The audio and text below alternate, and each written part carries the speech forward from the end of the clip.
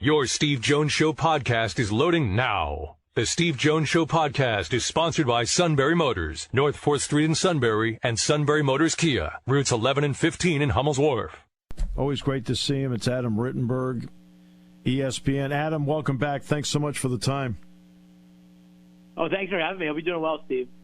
Yeah, I hope you're doing well, too, my friend. Okay, so I always feel it's smart to do your due diligence. So how important is it that the Big Ten presidents have instructed Tony Petitti to, at minimum, do his due diligence here? Yeah, I think it's important. I think it's recognizing the landscape. They were not in this position a week ago. In talking to Tony, he said very much that they were focused on USC and UCLA, and it was his job to inform the presidents and chancellors of what's going on in the landscape. And clearly the landscape has changed given Colorado's departure to the Big 12 and the likelihood of one or both Arizona schools making the same move. So, this is the Big 12, the Big 10 positioning itself. Again, trying to make it clear they're not trying to destroy the Pac-12, which gets a lot of laughs because people feel like they destroyed the Pac-12 last year with USC and UCLA. But being ready in case the league is coming apart at the seams, and Oregon and Washington, have long been at least on the peripheral radar for the Big Ten. Yeah. USC and UCLA, I think people have to remember, they contacted the Big Ten. And that's something that a lot of people may not realize. It wasn't the Big Ten saying, hey, follow me to freedom. USC and UCLA were trying, especially UCLA, was trying to find an economic way out. No doubt. And I think, if the Pac-12 does cease to exist, which would be very sad as someone who grew up watching that conference in person, I think the list of people that contributed to it would have USC Chancellor Carol Folt a lot higher than Kevin Warren, to your point, the former Big Ten commissioner. I think that USC initiated this along with certainly those in the media industry. UCLA was kind of is and has been broke, and they see the Big Ten as a way to ease their financial challenges. So that's where we're at right now with the Pac-12. Now there's other people that have contributed to that downfall, but the league is certainly in scramble mode right now. Is this something where the Big Ten might wait to see what Arizona State, and Utah decide, and if they do decide that they want to find greener pastures a little further to the east, that they would then feel free to go after Oregon and Washington if they go through the vetting process and come out on the plus side? Yeah, I mean, I think everybody. The first major event is obviously Arizona and their board and their regents meeting tonight. It oversees both Arizona and Arizona State. Now, Arizona has long been seen to be almost in the Colorado camp of very seriously considering leaving the Pac-12 for the Big 12. Arizona State, meanwhile, has been one of the more loyal schools to the Pac-12. Their president, Michael Crow, was one of the people that supported Larry Scott, the commissioner, even when almost nobody else was at the end of his time as commissioner. Ray Anderson, their AD, has been very supportive of the Pac-12, even amid the challenges in that conference. And so, if both of them were to leave, you'll see if Utah were to follow. That doesn't seem like, again, that doesn't seem out of the realm. And then we'll kind of go from there as far as Oregon and Washington. So I think that's the sequence. I know Washington has a board meeting late tonight, Pacific time, and but I don't think that will yield any sort of decisions. The Arizona schools, it sort of rests in their hands right now. Adam, right now, Johns Hopkins is in the Big Ten for lacrosse. Notre Dame is in for men's ice hockey. Could it be out of the realm of possibility that if they were to go in the Oregon-Washington direction, they bring them in for football, men's and women's basketball, but let their Olympic sports find geographic homes? I don't think. I mean, the Big Ten has pretty much been consistently a league where you're either all in or you're not in. Right. Regarding Notre Dame, they got the deal from the ACC that they would never get from the Big Ten. That's why they took it. Right. I just don't think the Big Ten, again, operating from a position of strength, is going to do anything unless it involves the full membership. What do you know about Florida State other than their very public pronouncements?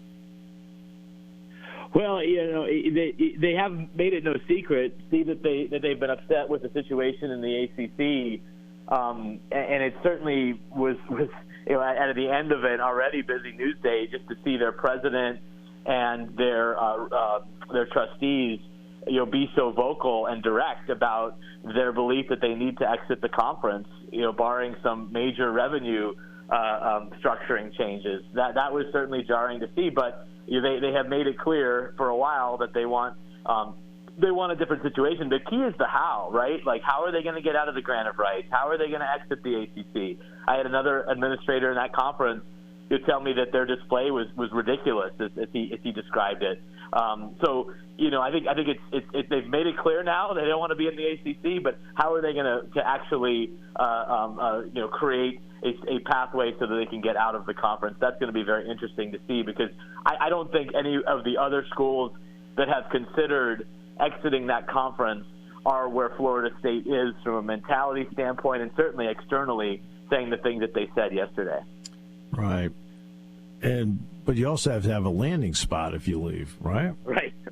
Yeah, there's that problem as well. I mean, I think would the SEC consider taking Florida State?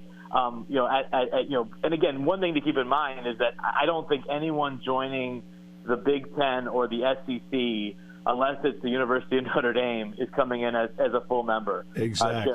So, would Florida State go to the SEC at a discount? I'm guessing they would. If you're Greg Sankey and those presidents, you have to consider that, because it's still a great brand. You're already in the state of Florida, but it strengthens you in your home footprint. So that would seemingly be the landing spot. I know there was a lot out there about Florida State and possibly the Big Ten. Florida State has increased its academic profile in recent years, but it's such a geographic outlier for the Big Ten. I know we're saying that with USC and UCLA coming in. I've been told that the Big Ten goes and looks towards the ACC, the two schools that it would target would be Virginia and North Carolina, which would fit in very well. So yeah, I'm not hearing the Big Ten is looking at Florida State at this time, but I mean, right now anything's on the table. I was told the exact same two schools as you were, right? Virginia, North Carolina. Okay, if anything ever came to pass. All right. Yeah. I have to ask you about Northwestern. You've done a lot of coverage of this. Where does that program stand right now? And I mean, you're up to what, 8, 9 lawsuits, and a lot of people being named. What is your viewpoint of what we're seeing at Northwestern? Right, more lawsuits. I think about 4 new ones are today came in. So that number continues to increase. The team is preparing for, I believe it's first practice today. I have to check on that. I know they were going through their mandatory in-person anti-hazing seminar today, which all Northwestern teams are going to be doing before their seasons now. Right. And I think their first practice is a team that starts has the first game on the 3rd, not the 2nd. Is today. So they're on the practice field very soon, if not already. David Braun is leading them. Skip Holtz, the longtime college coach, now in the USFL, is there as a special assistant to head coach David Braun. And, you're starting to see a little bit of pushback, Steve. There was a series of tweets last night, if we still call them tweets. I don't know what this app is called anymore. But from Mike Hankwitz, the longtime defensive coordinator, defending Pat Fitzgerald and the program against these allegations, and there were certainly some full-on defense of racism and hazing, but there were also quite a lot of facts that Coach Hankwitz put there as far as the reporting mechanisms that were in place to relay any sort of mistreatment, and so then that's been corroborated by people I've talked to in this story. So we're just, again, story's nowhere near over. There's a review of a current assistant coach that's still going on. There's reviews of the entire athletics department culture by Loretta Lynch, the former U.S. Attorney General. So this thing is far from over. I was about to ask that question about her. What does her presence and her name mean behind this?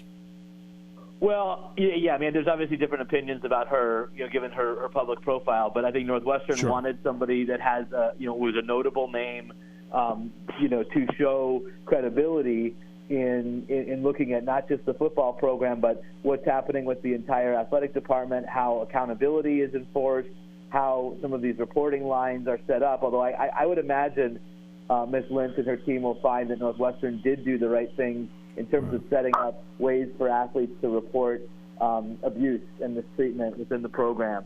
But she's looking at the whole thing, and again, it's an attempt by University President Michael Schill to address what's happened and the allegations and attempt to move forward with obviously a very high-profile attorney leading these investigations. Okay, I want to ask one more about the possibility of adding schools. Have you talked to anybody in the Big Ten about how to organize this? In other words, they're trying to integrate USC and UCLA, and like you, I feel that when the Big Ten expands, they bring everybody in. But it takes a lot of organization to take care of 22 sports, especially with the travel involved in this. Is there some hesitation because they really don't have everything buttoned down yet as to how to do USC and UCLA yet? Right. I think, again, the focus, as recently as a week ago from Tony Petitti telling me, like we are focused on UCLA and USC and figuring out the schedules and the logistics and all of that. I mean, it's added more complexity to it now that you may be adding more schools from the West Coast, 2 more schools it looks like, possibly even 4. But yeah, and there has been, or there was, and continues to be a lot of focus on how is this going to work with USC and UCLA because they're so far away from the general center of the Big Ten, it's obviously a time, as you know, where the welfare of the athlete and the well-being of the athlete is top of mind for people, especially because of the transfer portal and the power that those athletes have. So there needs to be a lot of work and time that goes into just the USC and UCLA component, and now that may be amplified by new additions. My friend, thank you so much for the time. It's always a pleasure and appreciate you very much. Okay, thanks for having me.